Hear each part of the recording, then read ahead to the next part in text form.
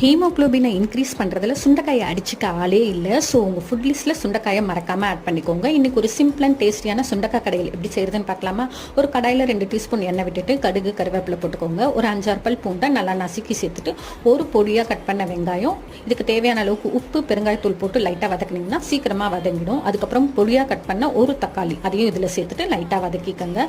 இந்த சுண்டைக்காயை ஒன்றும் பாதியமாக நசுக்கி நான் தண்ணியில் போட்டு வச்சுருக்கேன். அப்போ தான் ஃப்ரெஷ்ஷாகவும் இருக்கும், கருக்காமல் இருக்கும். அதை இந்த ஸ்டேஜில் சேர்த்துட்டு இன்னும் நல்லா வதக்கினதுக்கு அப்புறமா இதுக்கு தேவையான அளவுக்கு மிளகாய் தூள் சேர்த்துக்கோங்க. நான் 2 டீஸ்பூன் சேர்க்குறேன். இந்த பச்சை வாடை போகிற அளவுக்கு நல்லா வதக்கினதுக்கு அப்புறமா இதுக்கு தேவையான அளவுக்கு புளி தண்ணி சேர்த்துட்டு நல்லா மிக்ஸ் பண்ணி விட்டுடுங்க.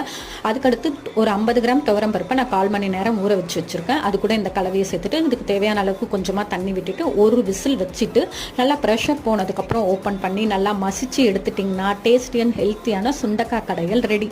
இனிமேல் உங்கள் ஃபுட் லிஸ்ட்டில் சுண்டைக்காயை ஆட் பண்ண மறந்துடாதீங்க. நிறைய பெனிஃபிட்ஸ் இருக்குது. So skip